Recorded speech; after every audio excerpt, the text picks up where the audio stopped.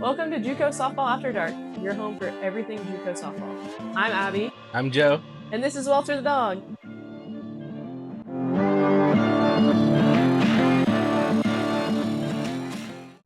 Welcome to episode 7 of JUCO Softball After Dark. This week, we catch up with 2 Mississippi coaches. Welcome to the show, and we'd love to start with, could you guys tell us about your journey to your respective schools? Yeah, Tori, go ahead. You got it, Tori. Go ahead. Okay. So I guess my journey really started for me when I was in high school, getting recruited here at Jones and by Coach Rob. Got to play here my sophomore year of high school at the local school, South Jones.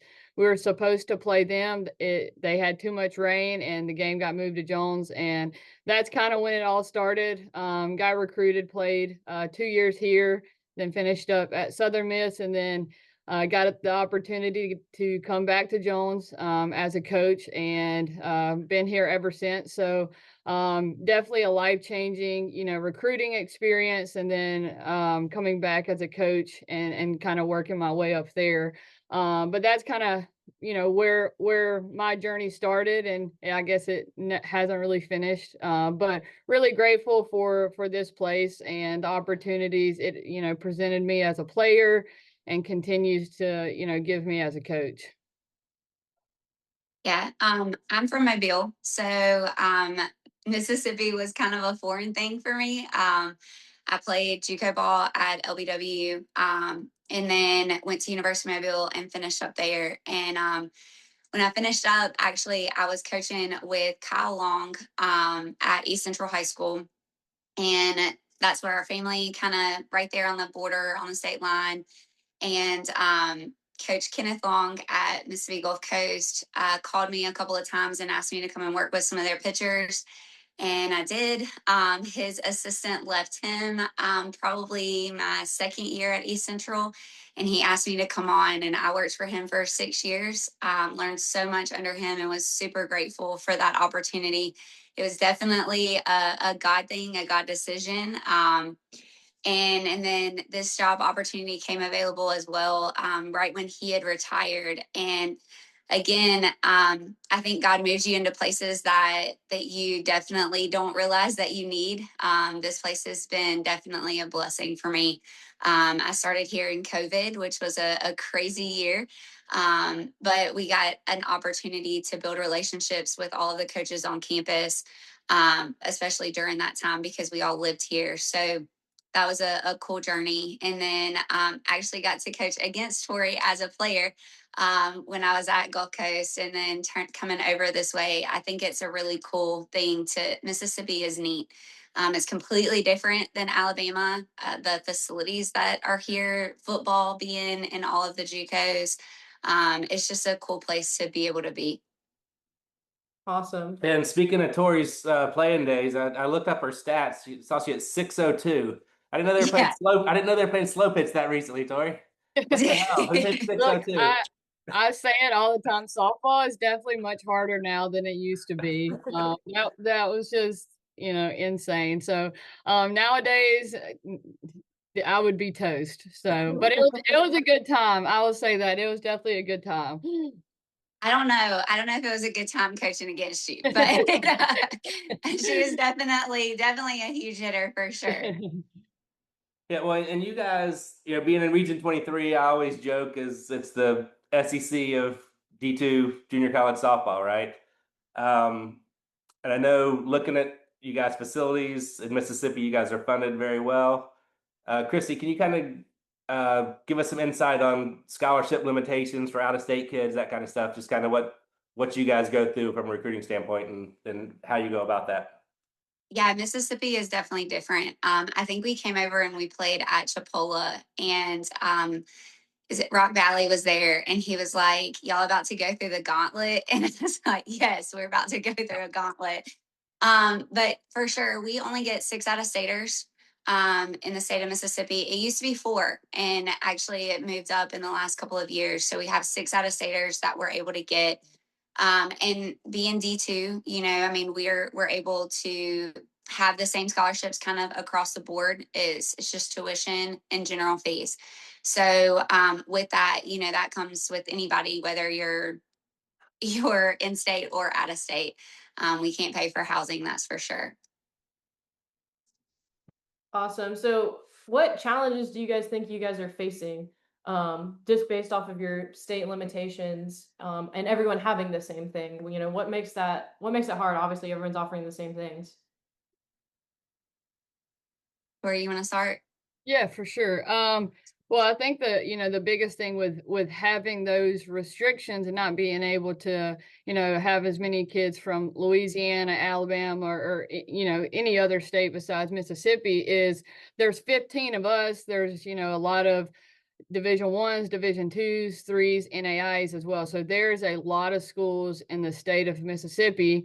And I mean, we're going to, head to head against each other all of the time.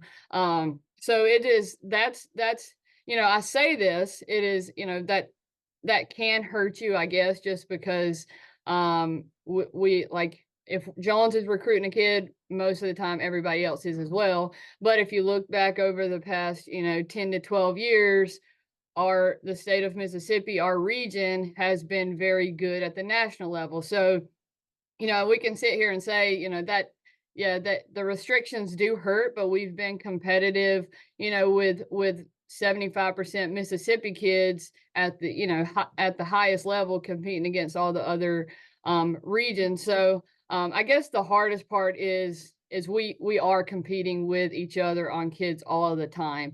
And sometimes it does get, exhausting. You go out, you go to these tournaments, we go to Chattanooga almost every summer, watch kids, and it's like, yeah, I really wish I could offer all these kids, but you can't. It's those dreams are really great, but you do have to understand that your Mississippi kids, you really have to hit hard on. You have to win on those kids.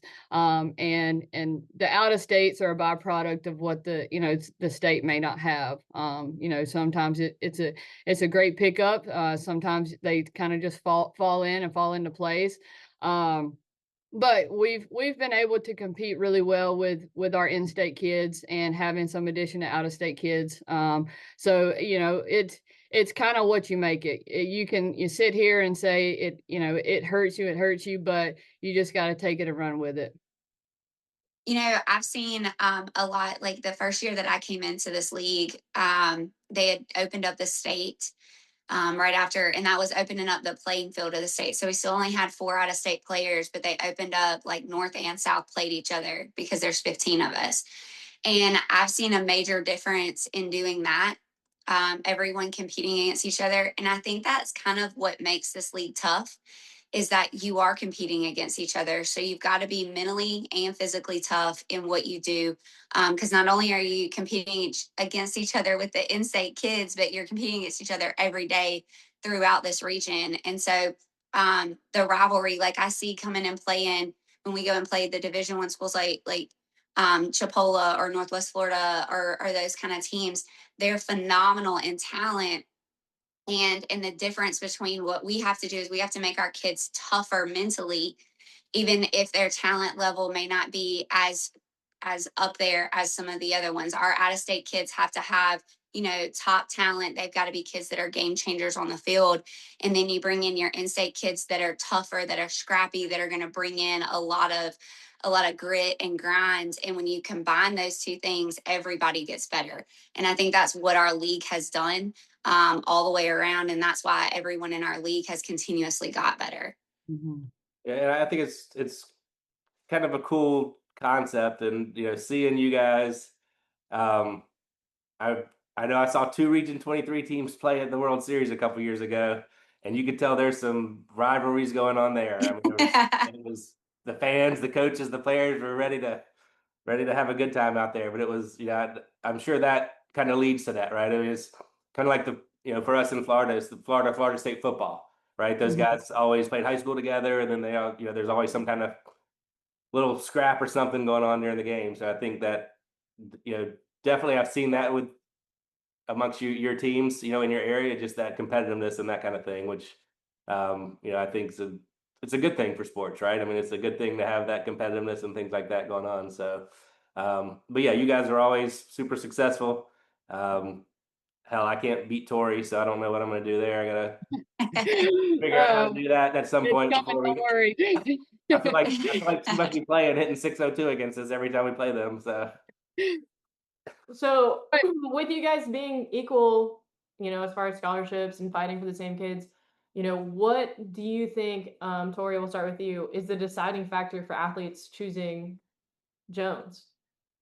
I think you always have to start with relationships. I think that for us has been a key factor in what we're able to do. The facility has been here for a while. Great facility, great space to play in. I think for us, we have a great location as well. Ellisville is a small town. You have everything you need.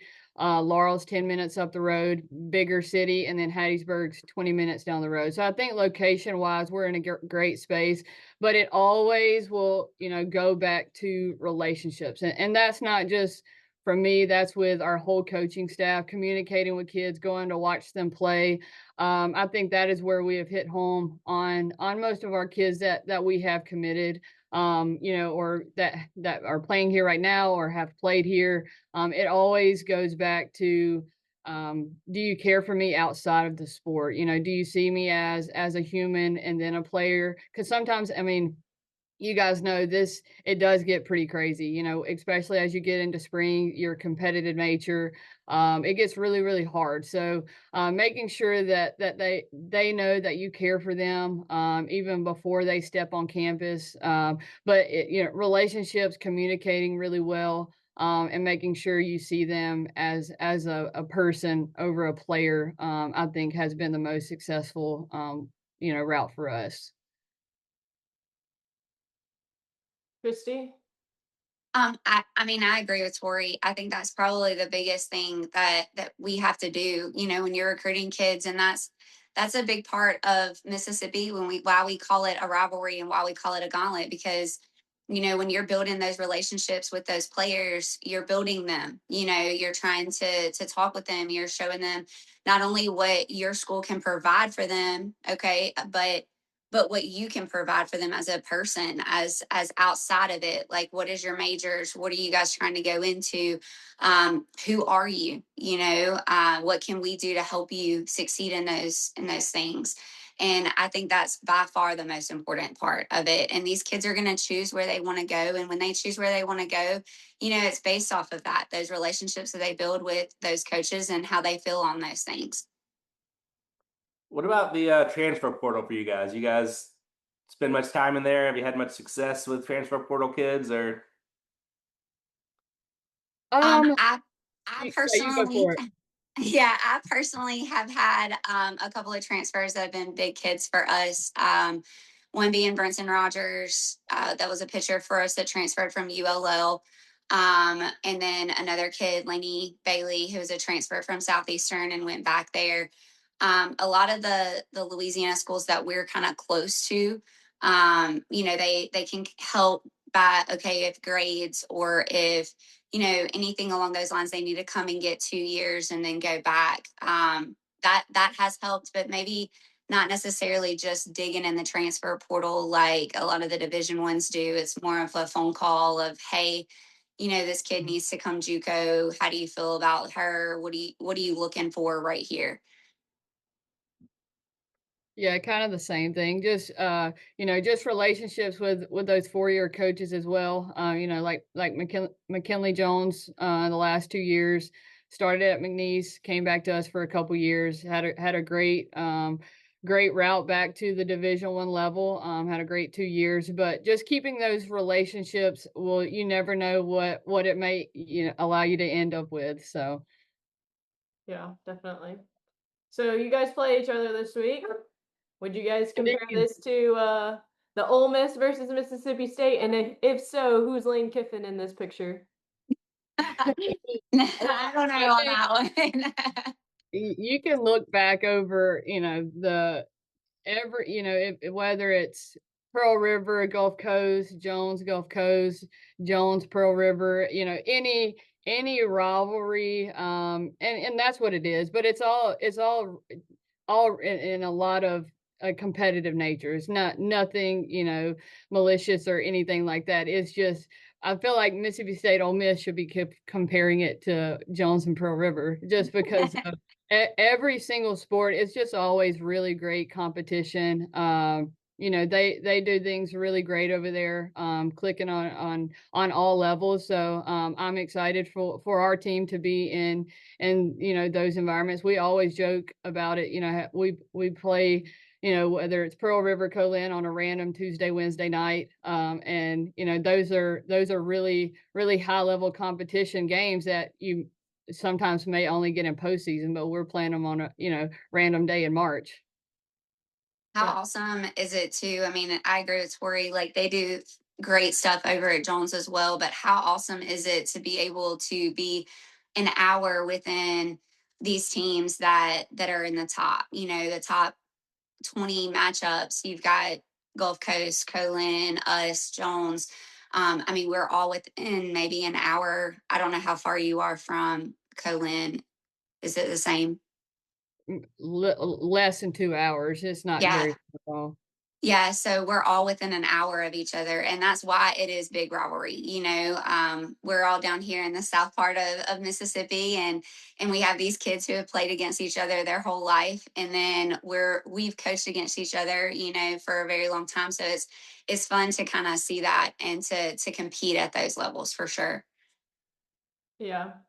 So what do you think, without revealing too much, what do you think the biggest factor for your game against each other is going to be? Christy, you can lead it off. I mean, it's always a different game. When Bob was there, we had I think I was at Gulf Coast and there was Caitlin Lee and they had one of the top other pitchers in the state. Maybe it was Carly. I don't even remember. Was Yeah, it Perk at the time? Yeah. yeah, Carly Park at the time. And in that game, we both thought it was going to be pitching. And that game was like Oh, a 10-9.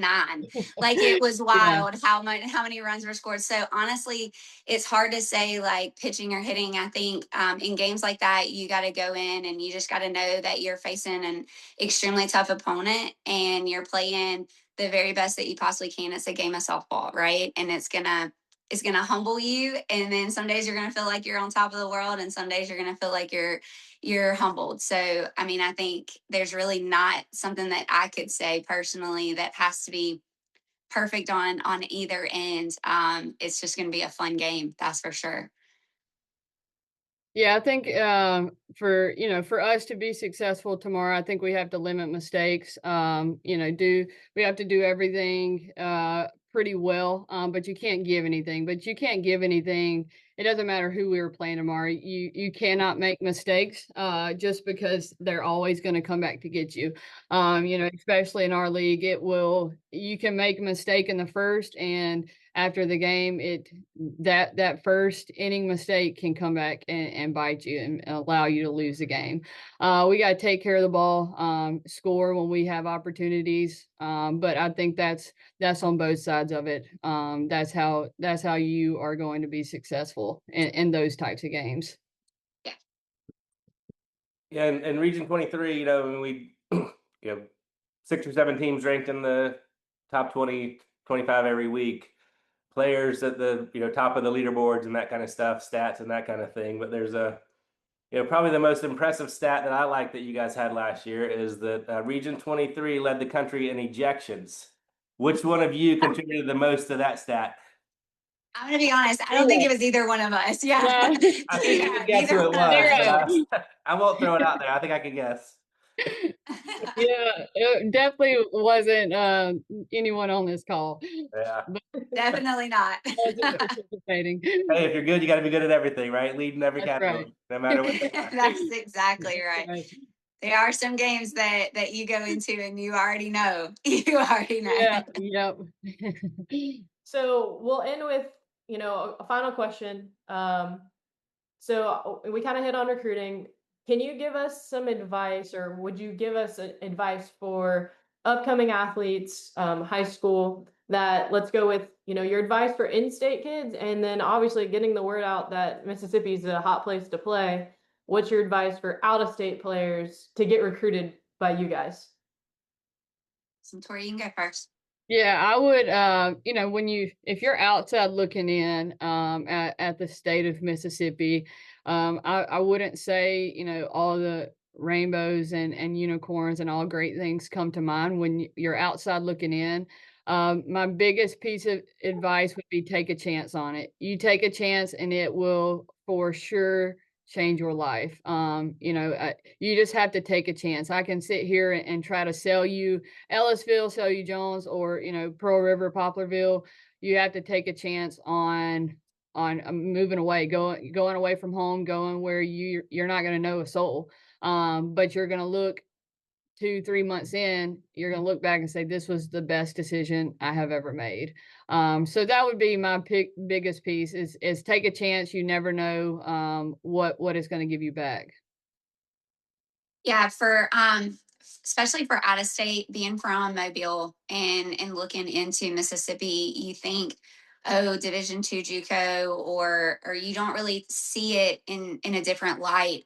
When you get over here, you realize this is completely different. The pride in a school to have football, to have like we have rodeo, we have a rodeo going on our campus. I want to say Thursday and Friday. I mean, there's so much that happens every night. My kids even ask me, Mom, like, what sport are we going to tonight?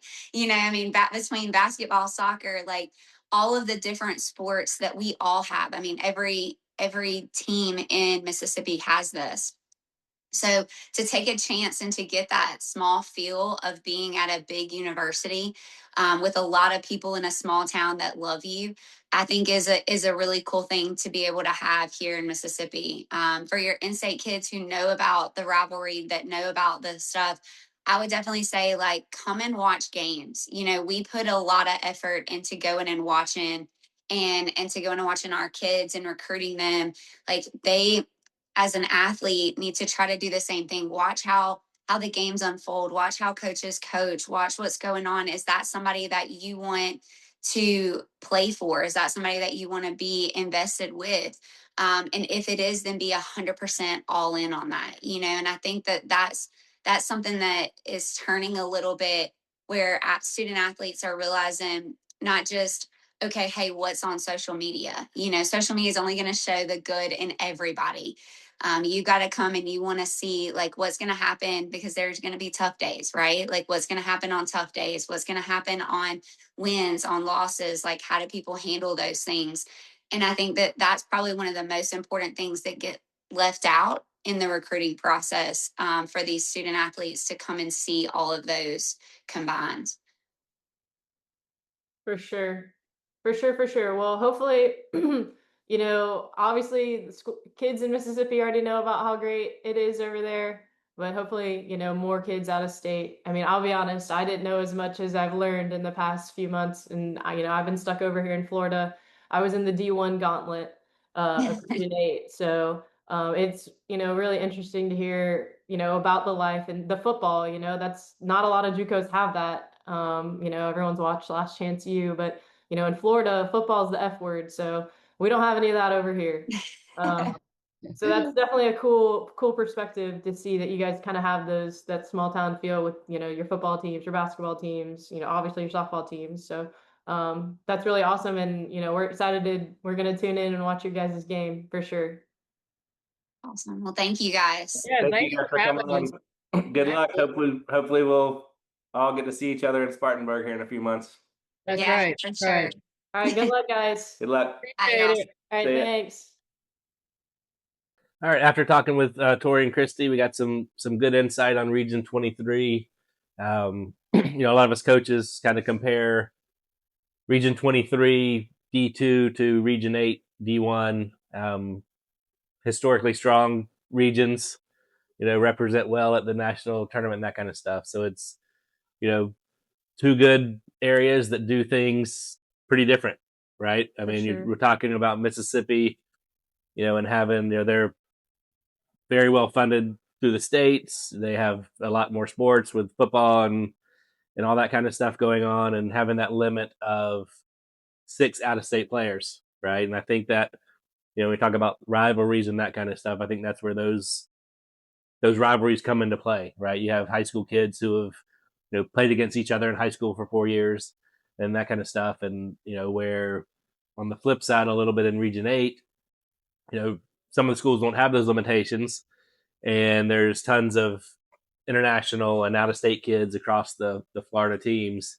And I think that, again, still really good programs. It's just you kind of lose that rivalry aspect, right, of kids that play Yeah. together.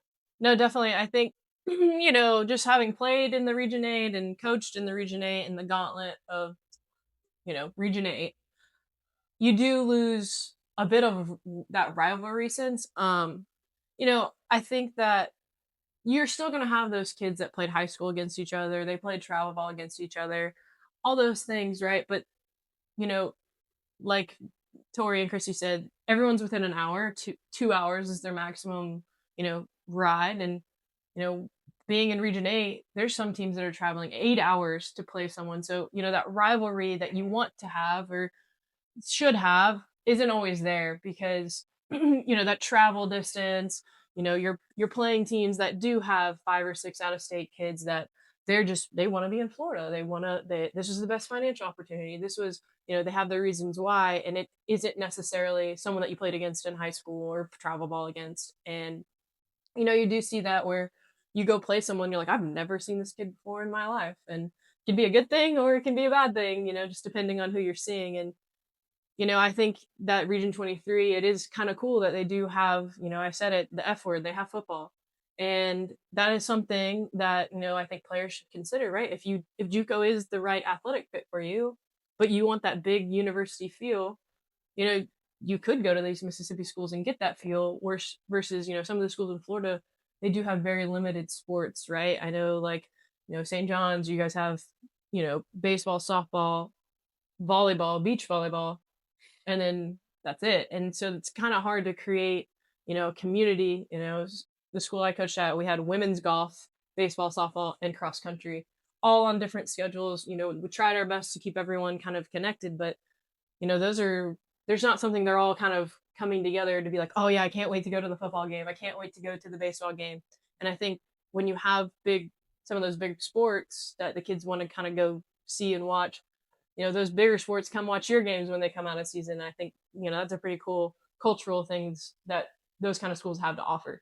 Yeah, no, and I think it definitely is a cool thing to, have that university type feel at a junior college, right? And I think the biggest thing is when you talk about it, it's the funding that the state of Mississippi does, like for those schools. I mean, they make it possible for those schools to have those environments. Yeah. Right. Where unfortunately a lot of times in Florida, it varies how many sports people have and that kind of thing, how funded they are, part-time versus full-time coaches, and just the number of scholarships that the schools are allowed to have, based on their school's budget is definitely a big difference between the two states of and of how they go about it, but two states that are also very successful in the sports they do participate in, right? Yeah. I mean, so it's it's definitely eye-opening, and for me, I'm from Florida. I love Florida, but I like the way Mississippi does their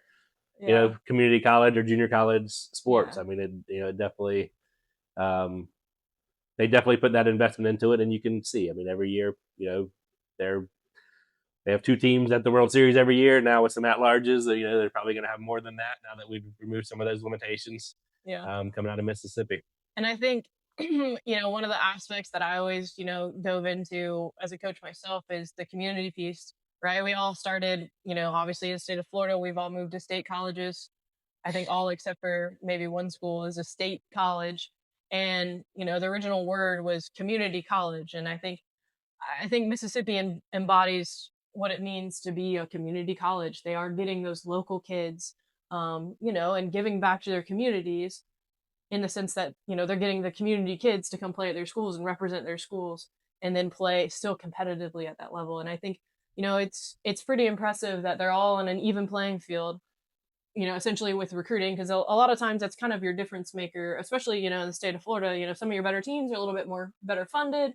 Some of your not so good teams are generally not very well funded. And to see that they're all on the same playing field, still being extremely competitive outside of their region, I think is pretty impressive. And definitely eyes on Mississippi when it comes to postseason, especially with, like you said, the at-larges. Yeah, no, and again, it's it's cool to see how they do it. You wish other states around the country would invest the way that Mississippi does. But kudos for them for putting out good programs and all that kind of stuff every year. Absolutely. Now it's time for rankings. First, Division I. Staying at number 1, Grayson College. Moving up to number 2 from number 4, Northeast Alabama. Dropping down 1 spot to number 3 is Northwest Florida. At number 4, FSW. And number 5, Trinity Valley Community College. We got a big matchup this week. We've got number 4, FSW, taking on Indian River. All right, for the D2 rankings, the top 5 stays the same this week. Pearl River Community College, number 1. Murray State, number 2. Copiah Lincoln, number 3. Kirkwood, 4. Rock Valley College, 5. Big matchup this week. Top 10 matchup between number 1 Pearl River and Jones College. Thanks for tuning in this week to JUCO Softball After Dark. Check us out every Wednesday on Spotify, Apple Music, and YouTube. Have a good week. See ya.